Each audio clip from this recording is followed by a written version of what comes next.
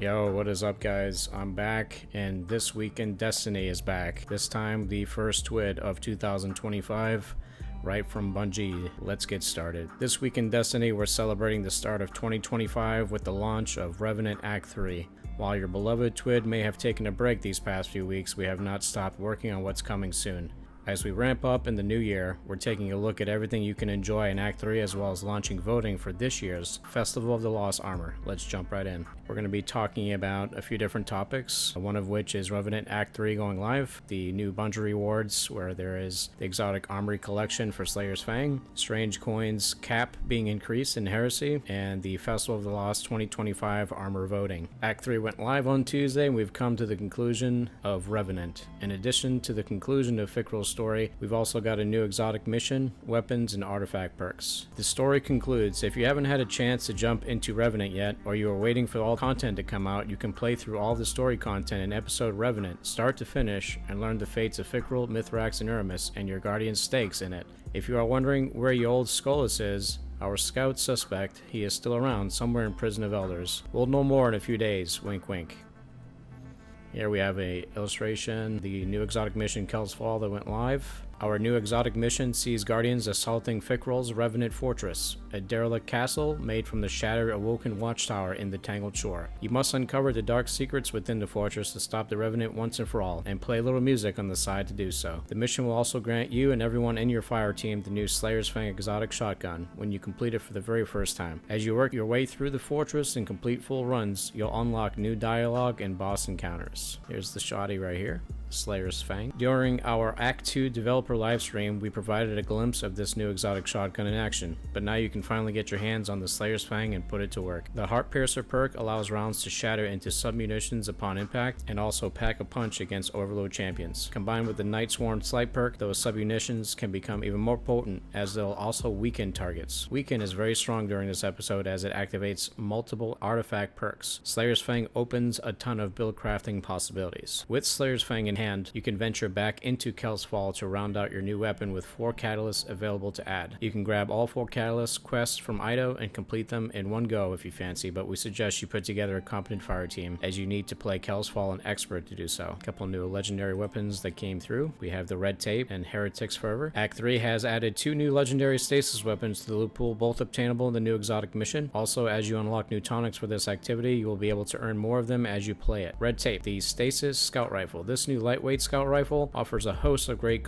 perk combinations. Rhyme Stealer and Headstone is available for builds looking to go all in on Frost Armor, while the classic combo of 4 times a charm and explosive payload will make the Night Watch enthusiast proud. We salute you folks.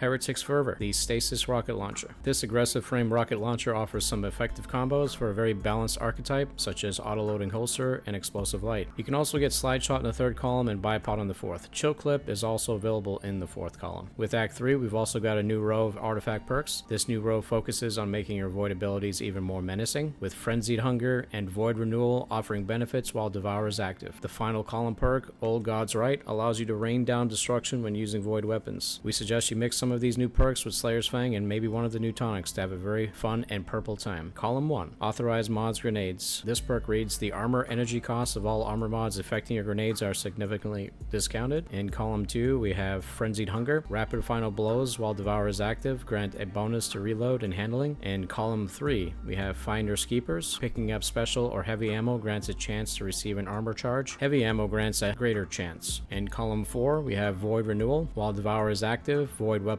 Final Blows have a chance to generate a Void Breach. And in column 5, Old God's Right, after picking up a Void Breach, dealing damage with a Void weapon creates a rain of seeking projectiles. Tonics associated with Kel's Fall have been added in Act 3, including 2 new legendary tonics focused on Red Tape and Heretic's Forever. As a reminder, with the recent changes to tonics, legendary tonics will now guarantee the associated weapon drops when triggered directly to your loot feed, rather than being shared across multiple Revenant weapon drops. This act also brings 3 new volatile tonics to unlock. These tonics allow you to boost the new Void Renewal and Old God's Right artifact perks. The new Slayer's Fang.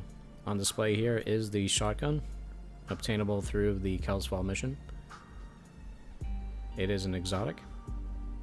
The Exotic Armory Collection adds its next installment with the new exotic shotgun, Slayer's Fang. Brave Guardians who complete Kel's Fall and claim Slayer's Fang in Destiny 2 by May 5th, 2025 can add this new Bungie reward to their collection. If you hang it on your office wall, you can brag about how you caught such an exotic looking catfish.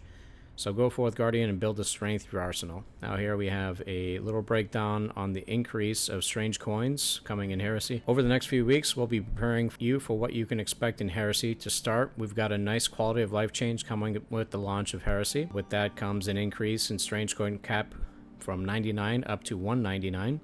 And Osirian ciphers and Nightfall ciphers cap will increase from 10 all the way to 30. Prices for items that cost strange coins and ciphers will remain the same, so this change will allow you to save more to spend when Zerv arrives or when a Nightfall or Trials weapon you're targeting comes into rotation. The cap increase for Osirian ciphers is just one of the many Trials related changes we have coming in Heresy. We'll be sharing all the details in the weeks ahead, so keep an eye out. Festival of the Lost has come and gone, but it's already time for us to start thinking about the next iteration of the festival. While most of that happens behind the scenes, we need your help to decide on Festival of the Lost fashion for 2025. Just like past events, we've chosen 2 meta themes and classes will be able to mix and match. So they're saying we'll be able to mix and match voting results across them. This year's spooky season showdown is slashers versus specters.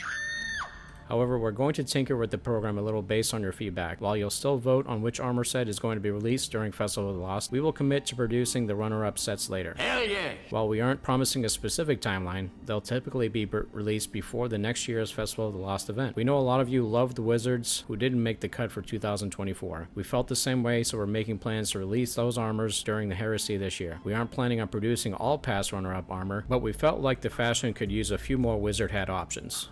Now to this year's voting. Players will get an email from us in order to vote, or you can use this survey. Voting will be open for a week, and we'll share the winners once we get the results sorted out. On display, we have the slashers versus the specters. Here are some known issues. Players can get out of bounds through a hole in the environment if Kel's Fall. Slayer's Fang stuns Overload champions as intended, but does not prevent them from healing, which is unintended. After completing Act 3, Aramis is still in jail and Mizrax is still hooked up to the servitor in his corrupted state. Only one player in the fire team is receiving credit for destroying the illusionary anchor in Kel's Fall. During the boss fight, sometimes the portal back to the Revenant plane doesn't open when multi-phasing the boss, leading to a soft lock. The 4 exotic catalyst quest for the Slayer's Fang shotgun requires players to defeat enemies with a tonic active, but progress is only counted in Revenant seasonal activities. The Kel's Fall exotic mission doesn't display different weeks in Fireteam Finder. The Skorgan Melodies Triumph doesn't track all melodies. Guitar errors are occurring at an elevated rate. The Hunter's Tether is disabled in Vesper's Host due to causing crashes. We are currently targeting a fix for mid-January. Vesper's Host, if the correct panels in the heart room of the first encounter are shot too quickly, a nuke won't spawn and the room won't try to resell itself. Sometimes the final boss doesn't spawn and players are forced to wipe for the encounter to start. Some weapons cannot swap perks or their perks have become hidden. The Warlock's Valador's Wrathweaver's exotic causes more damage than intended. Hell yeah! The Storm Dancer's Brace Ascending Amplitude perk does not return super energy when players use Storm Trance while transcendent. Modifiers in Vanguard Ops occasionally change after loading into an area. On display here we have the Artists of the Week with Oryx in the front, Ice Brick in your hands, and your fire team gathering for that final push of DPS to get the Taken King down once and for all. Hell yeah! That's everything we have for this week. We have many more Heresy updates coming in the next few weeks, so we hope you are ready for that. These are massive updates that will focus on PvP and Sandbox, so will probably take you and your favorite content creators some time to chew through. Be ready. This place grows like a tumor on reality. Be vigilant, Slayer Baron.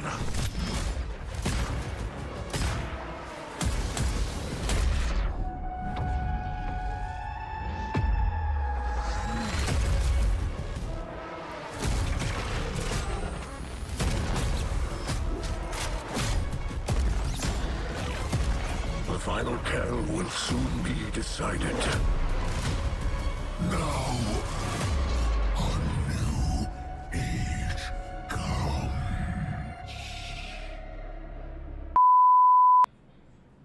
Fight!